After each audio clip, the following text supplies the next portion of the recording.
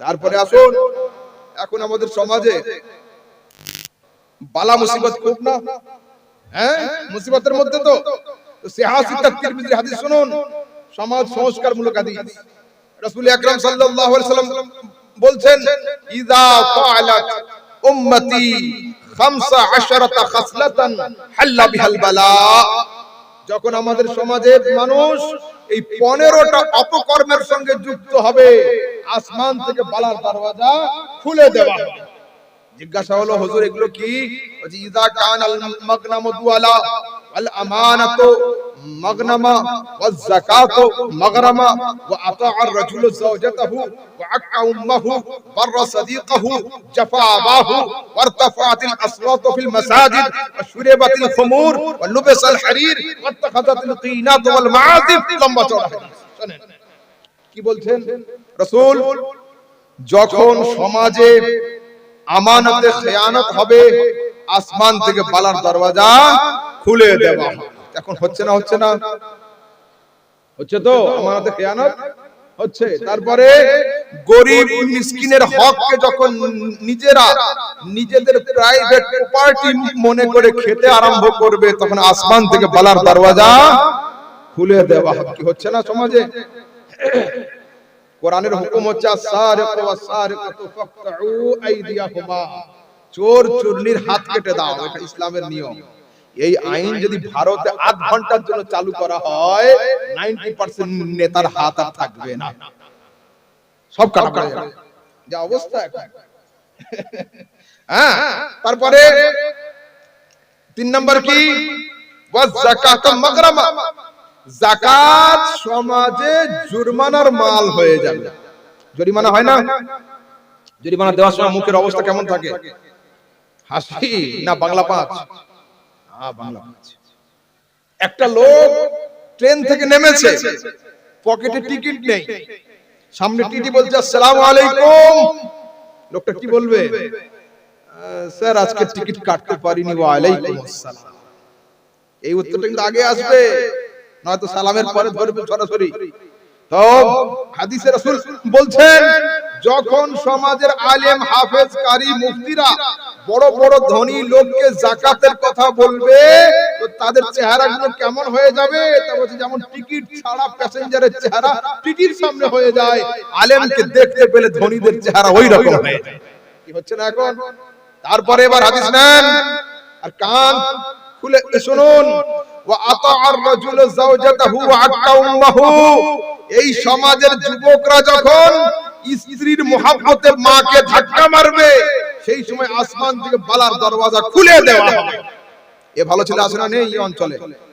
এগুলো সবচেয়ে ভালো ছেলে, তাই না? আছে না? বাড়িতে বাড়িতেই ছেলে। আরে হাত দিয়ে শুধু নয়, মুখ দিয়েও ধাক্কা হয়।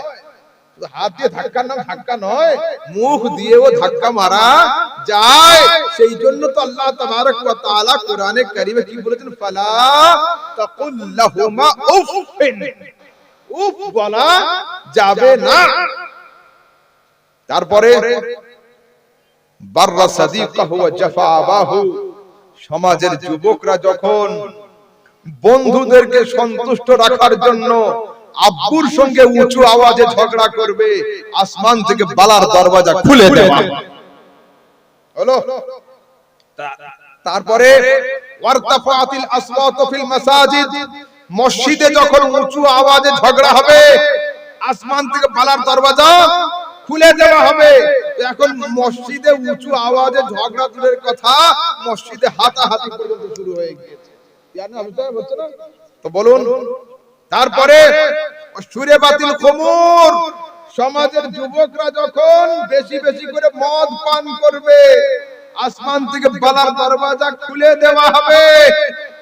আজ থেকে 40 বছর আগে কতটা ছিল আর এখন কত পার্সেন্ট হয়েছে হিসাব করে দেখুন। মদ পান করা বাড়েনি? হ্যাঁ, শুধু মদ। হ্যাঁ, গরিবরা কিন্তু মদ খায়, বড় লোকেরা মদ খায় না। হ্যাঁ, তারপরে ধনীরা মদ খায় না, গরিবরা খায়। অশিক্ষিতরা মদ খায়, শিক্ষিতরা মদ খায় না। কেন? মদ বললে প্রেস্টিজ চলে যাবে। বিয়ার, হুইস্কি, ব্র্যান্ডি, মদ কিন্তু নয়, নাম চেঞ্জ করে। আর রাসূল আকরাম সাল্লাল্লাহু আলাইহি ওয়াসাল্লাম হাদিসে বলেছেন ইয়াশরিবুনাল খামরা দুনা ইসমিহি, কিয়ামতের আগে আমার সমাজের মানুষ মদ পান করবে, মদের নাম পরিবর্তন। হাদিস আছে ১৫০০ বছর আগে রাসূল বলে গিয়েছেন, অক্ষরে হচ্ছে।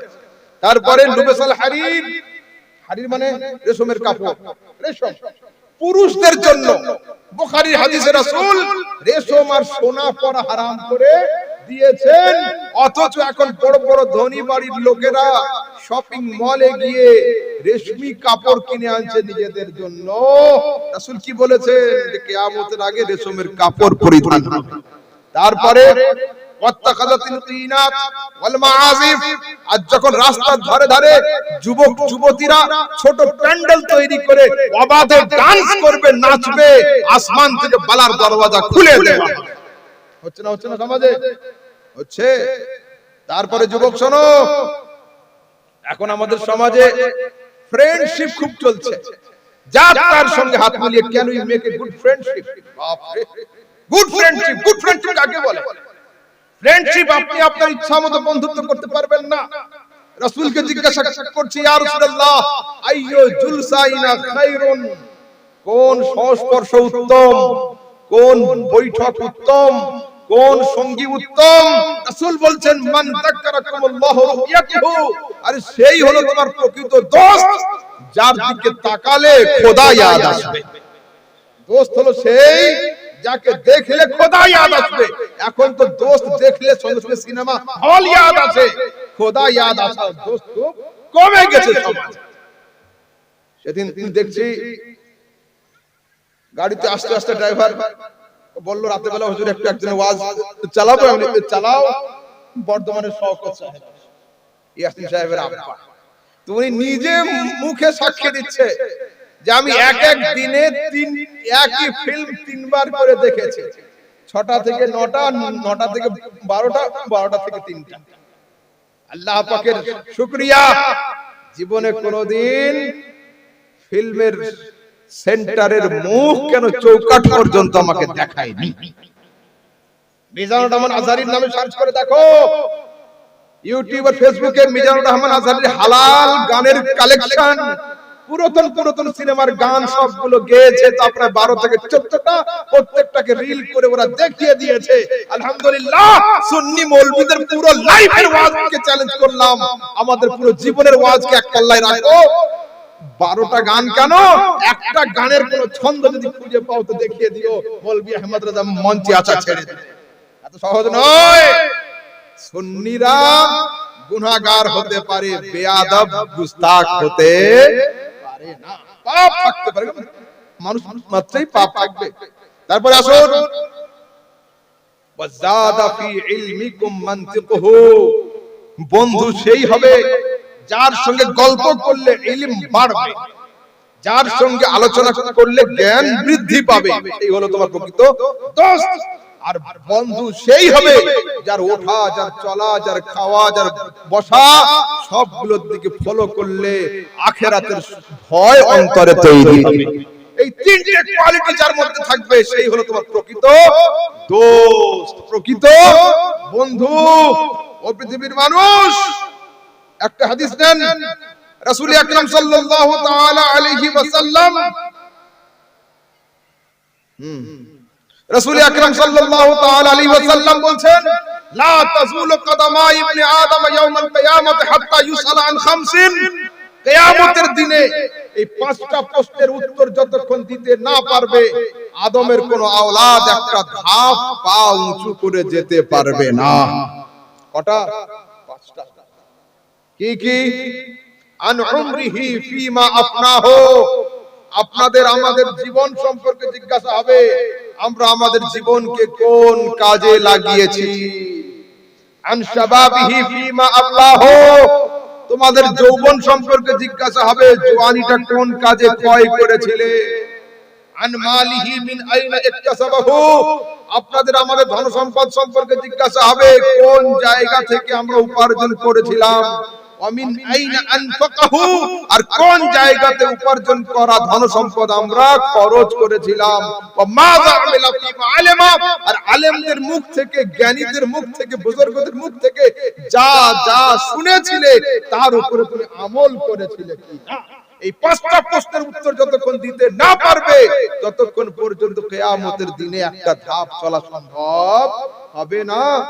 পরীক্ষার দিন সকালবেলা যদি হেড মাওলানা দেখে, হেড শিক্ষক দেখে যে ওর অফিস ঘরের তালা ভাঙা, পরীক্ষার হবে হযরত ওই দিন? হবে না। কেন? কোশ্চেন আউট হয়ে গিয়েছে।